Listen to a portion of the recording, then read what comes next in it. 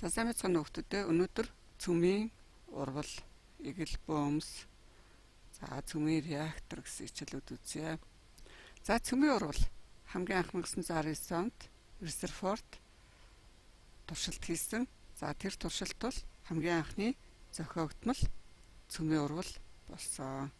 За цөмийн урвал гэж юу юм бэ гэхлээр нэг цөм одоо өөр бөмбөтэй мөргөлддөг ч юм уу, одоо нийлдэг ч юм уу, ямар нэг байдлаар харилцан үйлчлэлд ороод тэгэд өөр шин цөм үүсч, өөр шин бөмбөд үүсч, мөн энерги ялгардаг.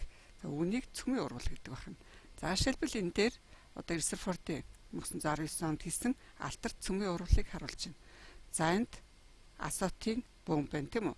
За азотын бөмбөгийг гелигээр бөмбөгцсөн чинь юу үүссэн бэ гэхээр тэгээд тэр нь одоо тогтворгүй цөм үүсээд тэр тогтворгүй цөмөөсөө нэг протонтой ус төрөгч хүчил төрөгчийн 17 изотоп үүссэн байх нэ. Азот, гели хоёр цөмийн урвалд орсон, эргээгээд ус төрөгчөө хүчил төрөгч үүссэн байх. За тэгэхээр энэ дээр нэг цөм өөр бөмбөтэй харилцан үйлчлэлд ороод шин цөм, шин бөмбө үүсдэгэ гэсэн энийг цөмийн урвалын тэгштгэл гэнэ. За энэ сумны хоёр тал дахь тоонууд тэнцвэх хэвээр. За харъя хүүхдүүдээ. Жишээлбэл 4, 14, 18 байна тийм үү? Тэгвэл энэ ч үүссэн 1, 17-х 18 байна. Тэнцв байна.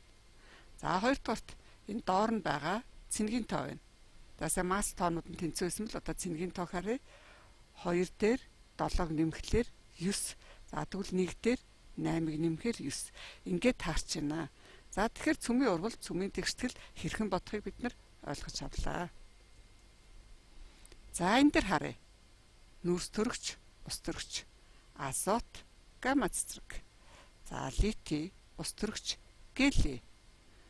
За хөнгөн цагаан, нейтрон, натрий, гели. Гэх мэтчлэн энэ цөмийн урвалууд. За дэвтэр дээрээ сайн бичиж аваад өөрсдөө энэ тэгшгэлээ тэнцвүүлж бодоорой хүүхдүүдээ. За ураны 3 изотоп харуулж байна. За нийтдээ ураны 6 изотоп байдаг. За 6 изотоп нийлээд байгаль дээр 100% байх ёстой. Үүнийг байгалийн тархалт гэдэг багш нэлсэн тийм ээ. За тэгэхээр энэ 3 маань байгаль дээр 100%-аас 238 изотоп нь 99,275. 238-тай нь тэг 72. За 235-тай нь тэг 5%-ийг эзэлдэг байна. Цөмийн хуваагдах урвал. За яадаг вэ гэхээр 235 маань одоо нейтроноор бөмбөгдөхөд 2 ижил масстай уран болж хувирдаг гэсэн үг. Энэ маань 2 өөр шин цөм үсээд 3 ширхэг нейтрон үсэж байна. Харж байна хүүхдүүдээ. За энийг бид нар цөмийн хуваагдах урвал гэнэ. За энэ урвалыг ашиглаад цөмийн гинжин урвалыг одоо хийдэг. За цөмийн гинжин урвалыг ашигласнаар атомын цэцлэгээ станц ажилладаг байна.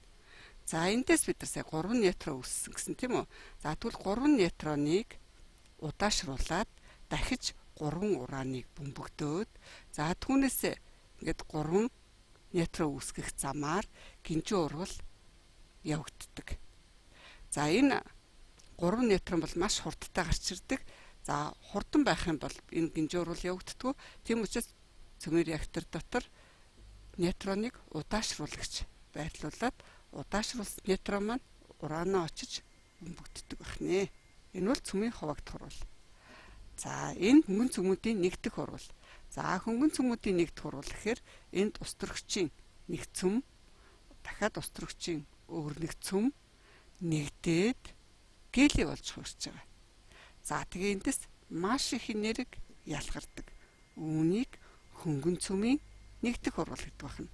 За тэгэхээр одоо хүн төрлөختөн нарнаас одоо бүх энерги авч ашиглаж амьдарч өдөө өрсөн тийм үү?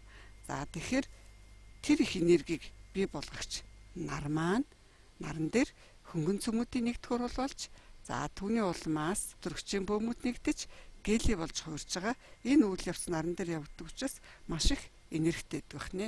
За хөнгөн цөмийн нэгдэх урвал нь саяын цөмийн хуваагдах урвалаас даруй 4.2 орчим дахин их энерги ялгаруулдаг. Ийм учраас одоо эрдэмтэд хүндрэлтэн энэ хөнгөн цөмийн нэгдэх урвалыг удирдан жолооддог болохын тулд одоо хичээнгүлэн эрдэмтэд маань судлан ажиллаж байна. За 2 изотоптой цөм, 3 изотоптой цөм, за тэгээд гелийн цөм, за нэмэх нь 3.5 мега электрон вольт энергитэй нейтрон ялгарн гарсан байна, тийм ээ. За энэ бол хуваагдах урвал, энэ бол нэгдэх урвал. За атомын цэглэгээ станцын үйл ажиллагааг харъя бүгдээрээ. За энэ цөмийн реактор. За энэ дотор бол гол одоо саяны бөмбөгдөх нейтроноор бөмбөгдөх. За тэгээ энэ завсартны удаашруулагчид ажиллаж идэг. За эндээс маш их халуун энерги гарна. За халуун энерги энд усаар хөргөөгөөд одоо цөмийн реакторыг дэлбэрэхгүй байхын тулд байнгын ингэж хөргүүр ажиллаж идэг гэсэн үг. За энэний гадна талаар маш зузаан бетонно хантай байгууламж явж идэг байна. За энд гарсан дулааны энергийн уур болоо хуурцсан. Энэ уур маань ийшээ ороод турбиныг эргүүлж байгаа. За ингээд турбин ажиллаад энэ чинээс цахилгаан үсэд ажиллаж байна. За энд мөн халаалтын системийн усыг халааж байгааг харуулж байна. За энд хараараа хүмүүстээ. За энд энэ ус халаагдчихээн. За ингээ халсан хөрсөн агаар. За энэ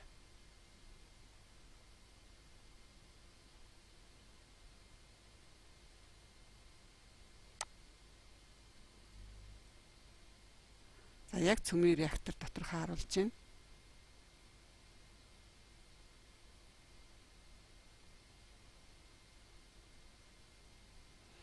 За атомын цэглэгээ станцууд нь ингээд дотор баг зэрэг өөр хэлбэр хэмжээтэй байгаа боловч үндсэн үйл ажиллагаанууд нь өсөө нэг байдаг гэдгийг харж байна, тийм ээ. За энд өмнөх хичээл дээр үтсэн альфа, бета, гамма. За энэ маань одоо хэр зэрэг гэдгийг үзсэн байгаа. За түлхүүний биед нэвтрэх юм бол альфа бөм арьсан дээр, бета бөм арьс нэвтрээд одоо мах булчин руу ордог байх нь, гамма бөм бүр цаашаа нэвтрээд одоо яснаас цаашаах зөөлөн идүүд рүү ордог байх нэ. Тийм учраас маш аюултай 3 бөм гуруула маш аюултай. За 3 бөмийг сорон зооронд оруулсан байдлыг харуулсан байна хүмүүстээ. За тэгэхээр энэ нааталт нь N туйл, цааталт нь S туйл байгаа. Тэгвэл ийм тохиолдолд альфа нь дээшээ, гамма нь чигээрээ, бета нь доошоо ингэж чиглэлтэй хазааж хөдлөнө гэсэн үг. За цахилгаан орон дотор оруулсныг харуулж байна хүмүүстээ. За тэгэхээр энд нэмэх туйл, энд хасах туйлтай одоо цахилгаан орон дотор оруулсан байна. Тэгвэл бета нь нэмхийн тийшээ, альфа нь хасахын тийшээ, гамма нь чигээр явж байгаа. За энэ бодлого утгад хэрэглэгддэг учраас багш нь оруулж байгаа шүү. Энд катод, анод, за тэгээ энд нөгөө бөм хэрэг зэрэг хазааж хөдөлж байгааг за саяхан хийсэн өмнөх үзүүлснийг энэ туршилтаар хэрхэн хийжсэнийг харуулж байна. Туршилтын багцаар харуулж байна гэсэн үг гэдэг. За ер нь цөмийн бөм, цөмийн урвалыг бид нар амьдралд хэр зэрэг ашигладаг юм бэ гэд. За ангаах ухаанд ашигладаг. За ангаах ухаанд одоо өвчин онцлоход бөөмүүдийг тоолох замаар ашигладаг бахан. За хавдрын бөөм буюу энэ одоо мутацид орсон гэсэн үг. Нэгсэндээ бие дотор мутацид орсон шинэ эдис үсгийг хавдар гэж хэлдэг. За тэгэхээр буцаагаад одоо туяагаар шарж тэр хавдрын бөөмийг мутацид оруулдаг гэсэн үг. За мөн одоо хүнсний бүтээгдэхүүнийг бактериас одоо өхүүлэхийн тулд гамма туяагаар шарж өгдөг байна. За энэ хөрс мэдээж хоргоожүүлж эрүүл аюулгүй болоход бактери одоо янз бүрийн вирус мөөгөнцрийг ургуулахгүй байхад өхүүлж ашиглахаас гадна бас одоо хүнсний зорилгоор амьтдыг томруулах, за одоо сүүний махны чанарыг сайжруулах зорилгоор одоо мутацид оруулж ургалтын сайжруулах, өсөлтийн сайжруулах, за богино хугацаанд ургадаг болох гэх мэтлэнгийн одоо туяаг ашигладаг байна. За хавдрын эмнэлэгт хавдрыг эмчлэхийн тулд хавдрыг гэж шаарддаг гэж хэлсэн тийм ээ. За мөн одоо хил гайл дээгүр бүтээгдэхүүнийг шалгана. Мөн шинээр бий болсон бүтээгдэхүүний одоо шин чанар, эвдрэл, хэмхрэл, одоо аюулгүй байдал, одоо маш гүлгэр гадаргуутай байна уу, дотроо өөр бодис орж ороогүй юу гэдгийг шалгахад мөн ашигладаг. За шинэ хичээл үзье. Эгэл бөөм. Энэ таних тэмдгүүдийг харж байна уу хүүхдүүд? За энэ ч кваркууд, лептонууд, бозонууд, Хиггсийн бозон гэдээ одоо зөндөө сонсчихсан тийм ээ. За бидний эргэн тойронд хэрэгэлдэг зүйлс маань молекулаас тогтдог гэж мэдсэн тийм үү? За молекул нь атомоос тогтдог. За атом нь мэдээж цөмөөс болон электроноос тогтж байгаа тийм ээ. За электроныг 1897 онд Томсон нээсэн. За фотоныг 1912 оноос 15 оны хооронд Миллинкен болон Комптон нар нээсэн. Протоныг Резерфорд нээсэн. За нейтроныг 32 онд Чедвик нээсэн. За Дирак гэдэг эрдэмтэн 1928 онд позитрон буюу эсрэг электроныг онлын хувьд тооцоолоод ийм электрон байх боломжтой. Электроны эсрэг. Ингээд 1932 онд нэгдчихсэн байна. За нейтрин 30 онд, мио 1937 онд, пионыг 47 онд, за эсрэг нейтриnog 1953 онд, эсрэг протоныг 55 онд, эсрэг нейтроныг 56 онд нээсэн байна. За тэгэхээр бидний мэддэг бөөмсөөс гадна шинэ бөөмсүүд байна. Энэ дотор мөн эсрэг бөөмсүүд. Тэр эдгээрийг юу гэж нэрлэдэг вэхээр нийлүүлээд эгэл бөөмс гэдэг байна. За эгэл бөөмсийг ерөнхий нэршлэр нь за фотон ба лептон, адрон. За адрон дотор месон, барион. За адрон дотор протон, нейтron хоёр орно шүү хүүхдүүд. А электрон нь бол лептон дотор ордог байна. За ингээд мион, антиэлектрин, электрон, нейтрино гэх мэтлэнгийн ингээд нээгдсэн онууд нь амьдрах хугацаа нь, за цэнгийнх нь хэмжээ, масс нь, тэмдэглэгээ нь хэрхэн тэмдэглэдгийг. За тэгвэл кварк саяны эгэл бөөмс маань мөн кваркс бүтэн гэж үздэг байна. За кваркийн хэмжээ хэд юм болоо?